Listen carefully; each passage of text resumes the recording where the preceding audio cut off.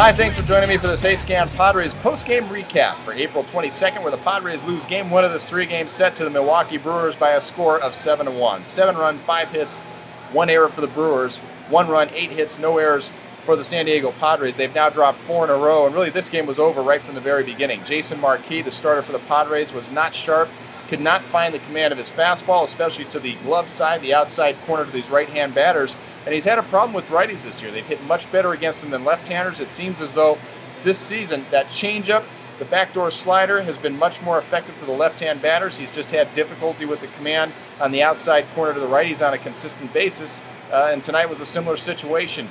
Gave up 5 runs in the first, gave up a home run to Braun, another one to Betancourt, and that was pretty much all she wrote. Now, he did find the slider for a few innings, but very difficult to pitch at the major league level with one pitch to one location, and eventually they caught up to him again in the 5th inning. Anthony Bass came on, did a nice job, but the Padre offense just couldn't get anything going tonight against Kyle Loesch, who ended up leaving the ball game on a very strange play.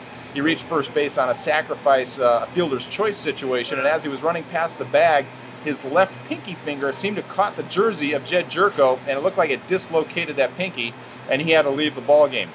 That being said, Padres still couldn't get anything going against the Brewers bullpen, and they're going to just have to try it tomorrow. That's all you can say about it. He got beat tonight.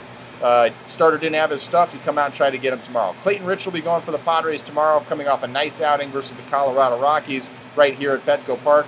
And hopefully he can pick up where he left off and give the Padres another opportunity to win a baseball game tomorrow, snap this losing streak, and get things going in the right direction. He'll be going up against Giovanni Gallardo, who's normally got great stuff, but is coming into the ballgame with an ERA over 5. So hopefully the Padres can get some runs tomorrow and give Clayton a little bit of support.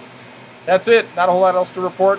Kyle Blanks should be fine. He had the stitches over his left eye, but was available for today's ball game. Buddy giving him an extra day just to make sure that the shoulder, which he also banged into the wall in yesterday's ball game, is okay. And hopefully he'll be ready to roll tomorrow. The exciting news, of course, tomorrow, the fact that Carlos Quentin will have finished his suspension.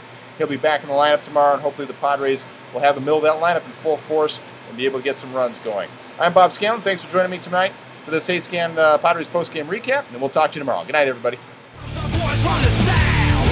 Here comes the ready and now.